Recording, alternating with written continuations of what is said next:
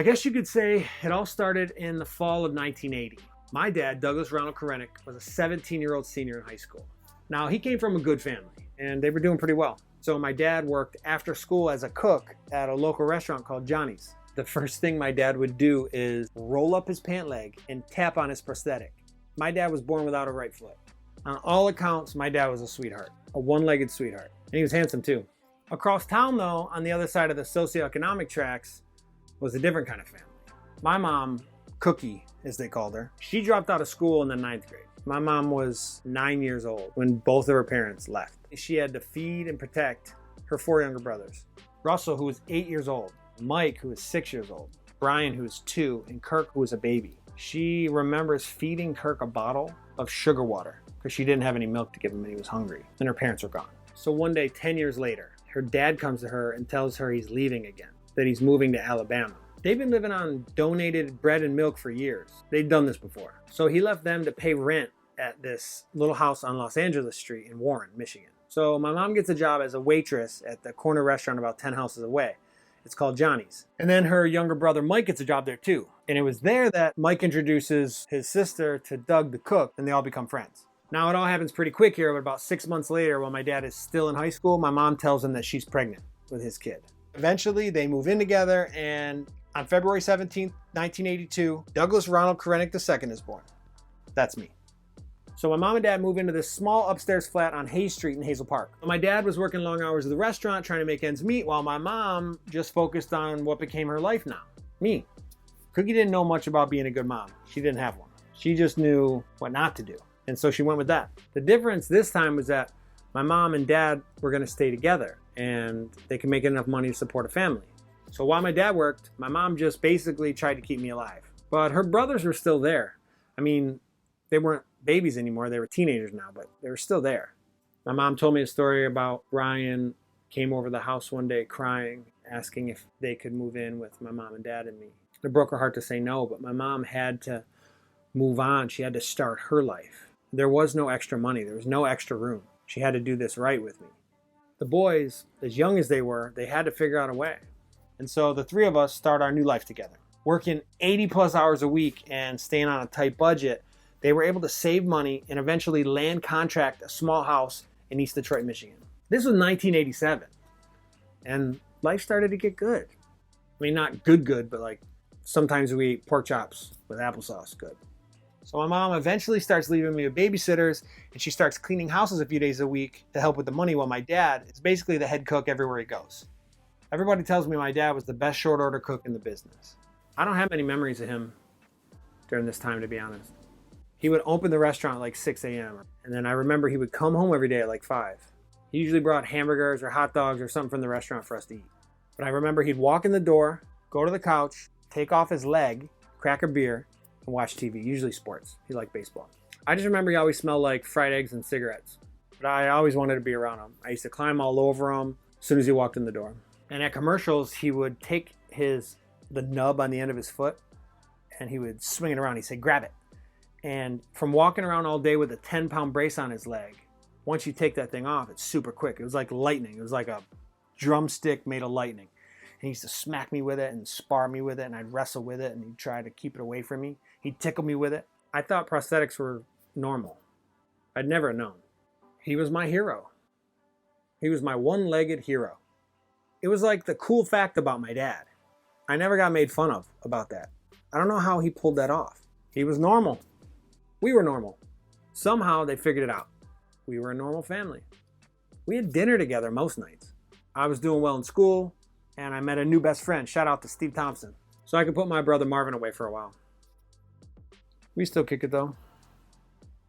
All right, so one day I'm in the 1st grade. My mom picks me up from school, and when we're walking home, I see this flyer in the window about a karate class. And we didn't have any extra money. We never had extra money. Somehow my mom made it happen. She always just made things happen. That day, I signed up with the North American Alliance of Martial Arts, NAMA they called it.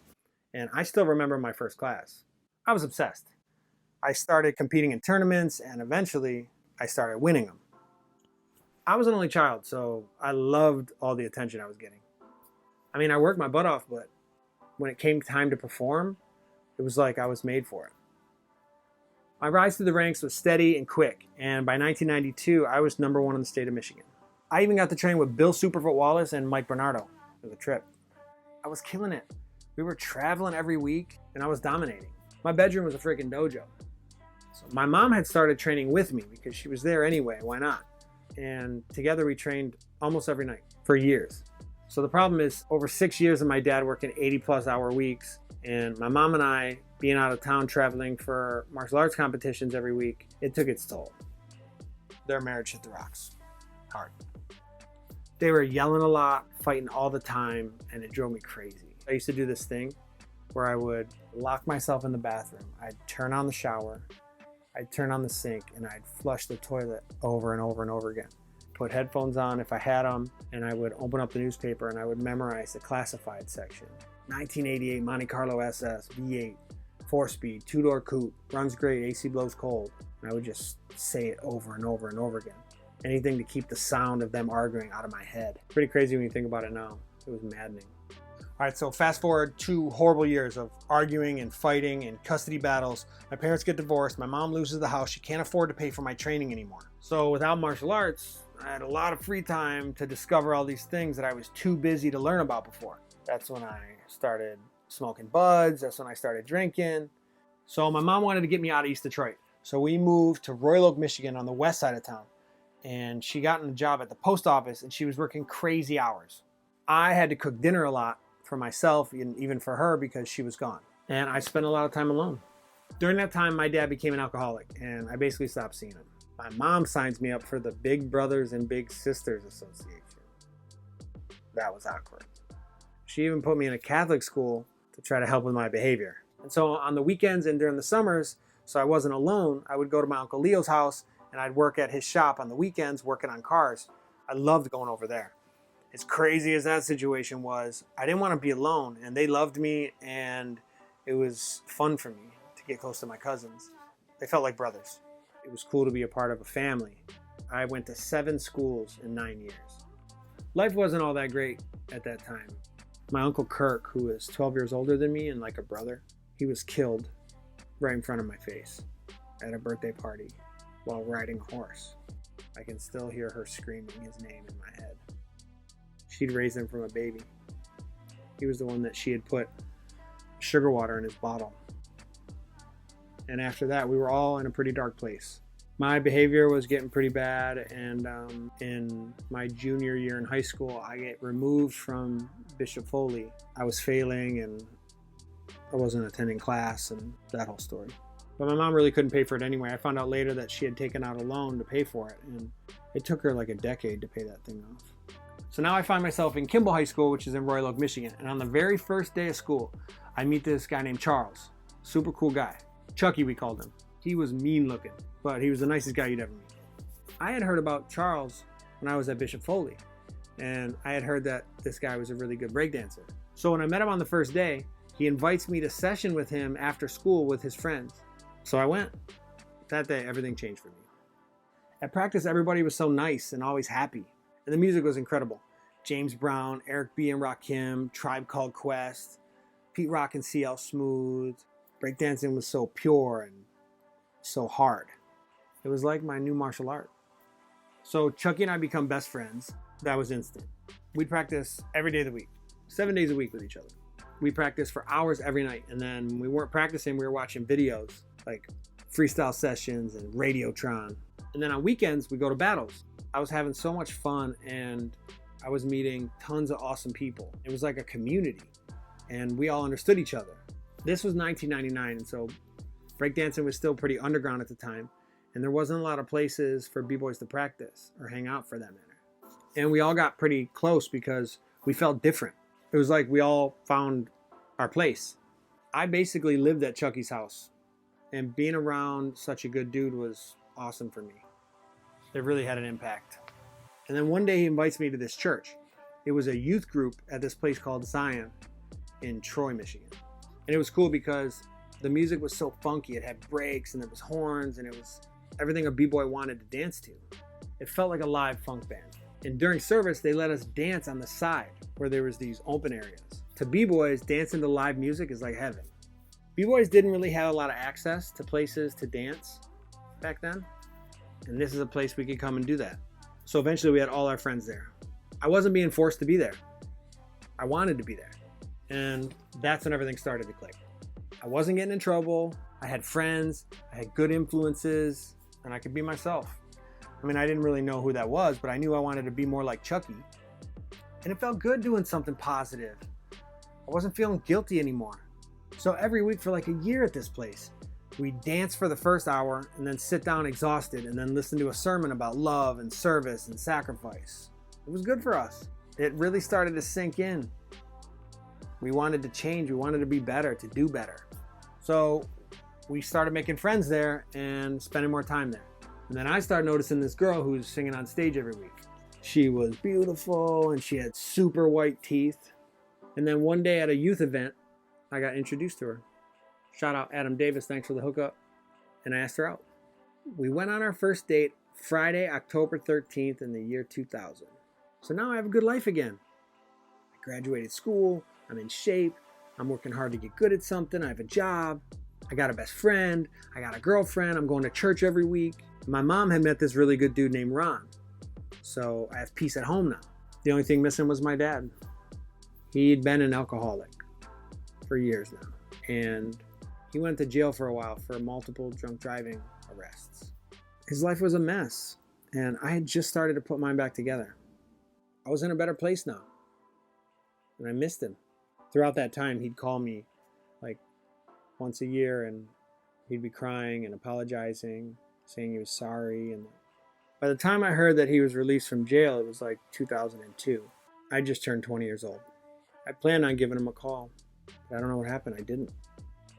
I just never called. My dad died of a heart attack at the age of 39. I imagine drugs and alcohol played a part. He smoked and drank his whole life. I spoke at the funeral. I read excerpts from his journals that his sister gave me from when he was in jail. I found out that he had made some changes too. When he got out of jail, he was trying to do better. He was trying to get on his feet. He never got that chance. We never got the chance. And as hard as it was for me to go through that, it gave closure to that part of my life. And it wasn't the closure I wanted, but I could move on now. So after my dad died, I moved into an apartment in Auburn Hills, Michigan. And I went out for a jog one day and I ran by this huge property on a hill. It was like a farm. There was a big red barn and a bunch of sheep. So on a total random move, I knocked on the door and a 75-year-old man answers the door. His name is Wilson Garner. And I asked him if I could help around the farm. I'd never been around a farm or animals and I wanted to see what it was like. He said yes. And for years after that, I helped take care of sheep. So one day Wilson had both of his knees replaced and needed somebody to take care of the sheep. So I became like a shepherd for 6 months. I'd feed the sheep, I'd water them, I'd shovel manure, I'd give them medicine, I'd deliver lambs. I even helped shear them in the spring. Wilson became like a father figure to me at a time where I needed it the most. It was perfect. So my girlfriend Christina and I had been dating for about 5 years when she graduated nursing school, and I started a small asphalt company. Everything was lining up. I told her that we'd get married when we bought our dream house so that we had a place to move into. It had to be super old and have lots of trees. And within about 6 months, we found the place we wanted, but I wasn't willing to pay what they were asking. Christina, being the girl she is, she didn't let that get in her way. She goes behind my back and buys the house on her own. We were leaving the next day for a vacation with friends. So at sunrise on a tiny island off the coast of Maine on June 23rd, 2005, I asked Christina to marry me. So big shout out to the Atkinson family and everybody over at Camp Harcliffe for making that happen. You guys are the best. And then I bought Christina a puppy and we named him Cypher. And then a year later, we went back in time to 1860, where we got married at Greenfield Village in a period wedding with period costumes and a period menu, complete with a reggae band and 30 b-boys spinning on their heads. It was incredible. I got to see my childhood friend Steve Thompson. He showed up at the wedding, and even Wilson came out. Chucky was my best man, of course. After the wedding, Christina and I had a talk and we decided we wanted to travel before we had kids. We wanted to see the world. So about 3 months later, Christina took a 13-week travel nursing assignment in Fairbanks, Alaska. It was the middle of winter, but we loved it. We just got married, so it was like a honeymoon. We were away from our families, just us and the puppy. They gave us a Subaru Outback and a 5-bedroom house all to ourselves, right next to the hospital. We had a blast for like 4 months. We spent time in the mountains. We saw moose. We saw the northern lights almost every night. We ate reindeer and king crab and halibut, and we went dog mushing, and we went to the Chena Hot Springs, and we went to the Ice Hotel. And I even connected with local b-boys. Shout out to Can Funk from Fairbanks, Alaska. It was a dream come true, and it was the best thing for a new marriage. But by springtime, we had to get back to Michigan because I still had a small business that I had to keep running. So we came home and we stayed for the summer. Christina wanted to take our next assignment in Hawaii. So she picked Honolulu. And in November of 2007, we moved to Waikiki Beach, and Christina took a job at Straub Hospital. I did not think I was going to like it. We brought Cypher, and they set us up in a condo right off the beach in Waikiki. I even got a job at a small local restaurant as a head cook. Big shout out to George Huffman and the Hula Girl Cafe. It was a dream job, really, because it wasn't about the money. Because of my dad, I obviously loved cooking, and I got to meet local people and surf every day. It was right by the beach. Then, through some connections we had, we found this really awesome church called the Ark Christian Church, and they were the best people ever. And we made friends for life. They took us in like family, and we got to learn about the Ohana culture of Hawaii from Hawaiian people. We found our place. We knew we wanted that life for our family, that island, that church, that lifestyle. And while at the Ark, I met this young surfer named Bryce Suzuki, and he took me to local surfing spots, and we became great friends. So I'd work from like 8 a.m. to 1 p.m., and then I'd go surf until Christina got off work. I knew when it was time to get out of the water because when I'd catch a wave into shore, she'd be standing there. We spent our nights experiencing Hawaii, living the dream, and we had the time of our lives. When our contract ended, we still had a little bit of time, so we extended the contract like 4 more weeks. It was heaven. But now it was time to go home. We missed our families, and I still had to get back to my business. So we said goodbye, which was really hard, and we flew back to Michigan. But we weren't the same people anymore. Hawaii changed us. So every year for the next couple years, we flew to Hawaii just to visit friends and church family. Bryce and I stayed in contact through Facebook, which made it really easy, and we tried to live our lives in Michigan according to what we learned about Aloha in Hawaii. We constantly talked about Hawaii, and all we did was listen to local Hawaiian music. Big shout out to Kolohe Kai for giving me permission to use their music for the podcast. Love you guys. We loved Hawaii. We just didn't want to leave our families in Michigan. Plus, I was trying to build a business, and we had our house, and then Christina got pregnant, and life started happening fast. In May 2010, my son Kona was born. And that was it. We were officially a family, and life was getting better every day. One day when Kona was a few months old, I remember Bryce called me. "Sup, Bule? You still thinking about moving to Hawaii?" I wasn't really, but now he had my attention. He said, "The police department's hiring, bro, but you only got like 2 hours to fill out the application online." There was no way I was really going to move to Hawaii for good. I had a newborn baby boy. I had this house. We had cars and careers. It didn't make sense to do it. But I filled it out. I don't know why. Probably just pipe dreams. I hadn't even talked to Christina about it. I don't even think she believed me until we got a letter in the mail in November with a date to take the written exam. The test was being held in Hawaii on January 5th, 2011. I couldn't leave Christina alone with the baby all by herself. To what, take a test? Just to see if I can fly out there 5 times to apply for a job? What if I failed academy? Or field training afterwards? Then we'd be in Hawaii with a newborn and no job. It was too risky. Plus, I didn't know anything about police work. I never wanted to be a cop. Plus, I didn't think Christina would ever go for it anyways. So when we did talk, I pitched the idea and I just told her to think about it. That we didn't have to make a decision right away. I told her it was up to her and that I knew it was scary to think about taking the baby away from our families. No support, no backup plan. And a month went by and we didn't talk about it at all. I just assumed I wouldn't go. But when Christmas came in late 2010, the test was only about 2 weeks away at this point. So it was too late to get a ticket anyways. Christina calls me in the room. She said, "I know you. You'll always wonder what would have happened if you just took the test. So now you'll know. I booked your flight. You leave on the 3rd. And then 2 weeks later, I'm on an airplane. And on the TV in front of me, a commercial comes on for Hawaii Five-0. And the girl sitting next to me leans in. She said, "Can you imagine?" I said, "Imagine what?" She goes, "Being a cop in Hawaii. Wouldn't that be the dream?"